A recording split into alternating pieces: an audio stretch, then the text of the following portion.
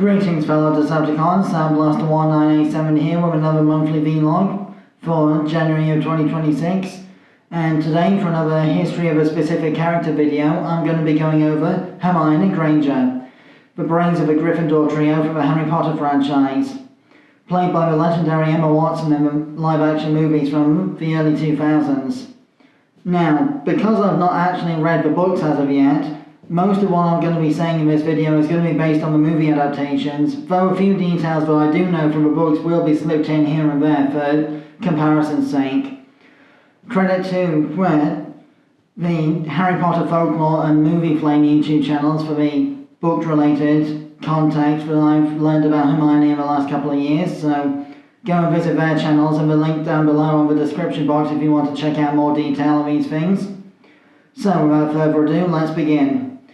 Hermione Granger was a Muggle-born student of Hogwarts School of Witchcraft and Wizardry who was born to two non-magical parents but still ended up with the ability to perform magic herself. Having discovered and somewhat mastered her abilities from a very young age, Hermione did a lot of research about what she was and the kind of things she could do before she even started at Hogwarts, and she basically became like a Lisa Simpson type well-researched child genius of the Harry Potter franchise as a result. So much so, in fact, for when she first started at Hogwarts in 1991, the Sorting Hat actually had a 5-minute hat stall where it was stuck in indecision between putting her in Gryffindor or Ravenclaw, because she was more than smart enough to qualify for Ravenclaw, but she also qualified for Gryffindor because she valued her bravery and chivalry on top of everything else. So she ended up in Gryffindor along with Harry Potter and Ron Weasley.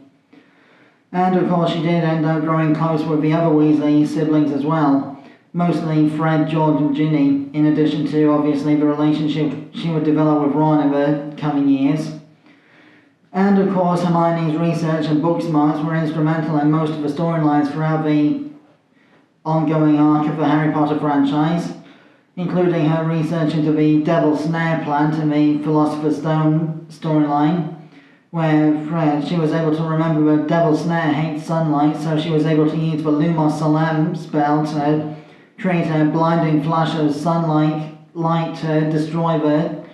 venomous plant when it was trying to capture Harry, Ron and Hermione in their quest to retrieve the Philosopher's Stone before Voldemort could get to it.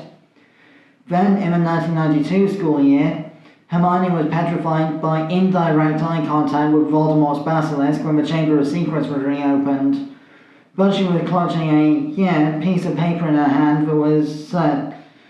inscribed with a couple of clues about the basilisk's identity, which helped Harry and Ron figure out the truth. And then obviously she was depetrified afterwards with the Mandrake potion that Professor Sprout was working on. Then in the 1993 school year, during the Prisoner of Azkaban storyline, Hermione went back in time with a time turner to basically be everywhere at once throughout Hogwarts and keep track of all her classes so that she was always able to stay on top of her grades and such. And she then later used the time turner to help Harry to overturn the execution of Buckbeak the Hippogriff and to rescue Sirius Black from the Dementor's kiss after Sirius escaped from Azkaban and ended up at Hogwarts trying to warn Harry. And this was of course around the time that Peter Pettigrew's disguise as Ron Weasley's pet rat Scabbers was also revealed. Then in the 1994 school year, Hermione was basically a secondary background character for most of that storyline, mostly only because Harry had been put in the Triwizard Tournament by Barty Crouch Jr. disguised as Mad-Eye Moody, so most of the focus for both the plot of the book and the movie was on Harry at this point. But there was a famous scene in both the book and the movie where she went with Victor Crumb, the Durmstrang contender for the Triwizard Tournament, to the Hogwarts Yule Ball that year, much to Ron's dismay. And it was actually around the time of Order of the Phoenix, the 1995 school year, in which Hermione and Ron's relationship actually started properly.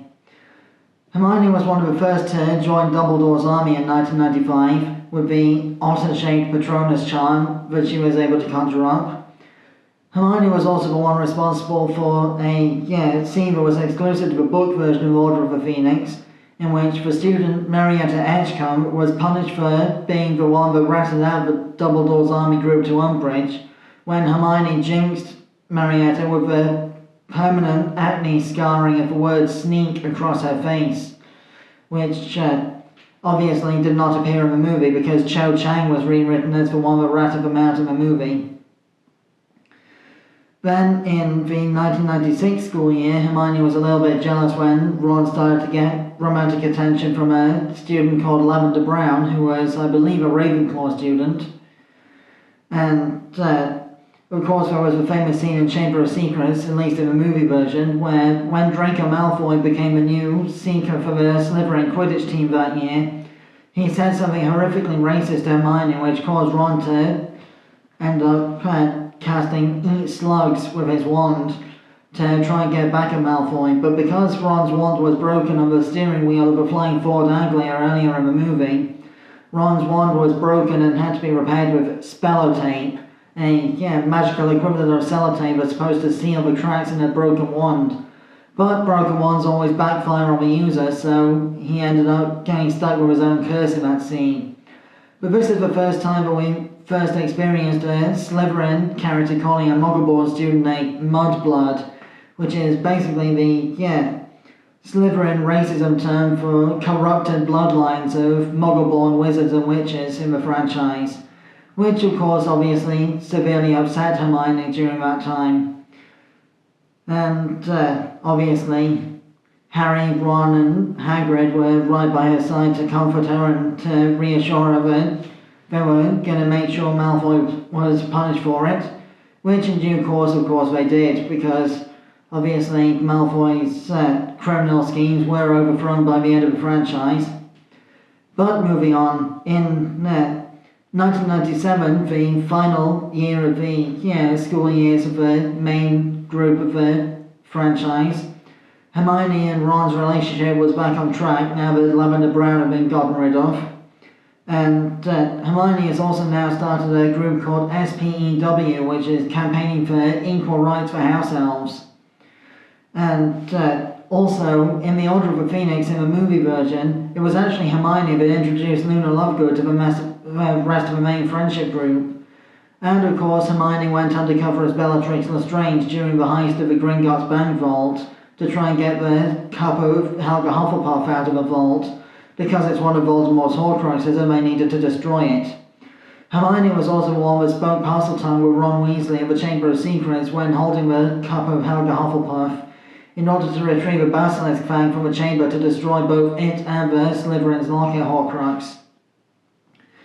Hermione survived the Battle of Hogwarts at the end of the movie, although she was almost killed by Bellatrix LeStrange along with Luna and Ginny, which in turn caused Molly Weasley to disintegrate Bellatrix LeStrange with a single shot after a long and drawn-out duel. And according to the Cursed Child play, which is still canon to the franchise despite fan backlash, the Cursed Child claims that Hermione Granger would later go on to replace Kingsley Shacklebolt as the new Minister for Magic by the time of 2020, which means that in the Wizarding world, Emma Watson is essentially the Prime Minister of the Wizarding world in Great Britain at this point in time, because of course Emma Watson played Hermione in the movies. So, with that said, I have been SoundBlaster1987, thanks again for watching. I'll review the McFarlane Toys version of Hermione Granger from the, Deathly Hallows Part 2 at some point as and when I acquire the figure. But until then, my February toy review, February vlog rather, will be a Valentine's Day special, which will cover the relationship between Grimlock and Black Arachnia in Transformers Animated. But until then, my next toy review will be the clear version of Ultimate Echo Echo from the Ben 10 Ultimate Alien 3-inch figure line. Till then, till all are one. Mischief managed.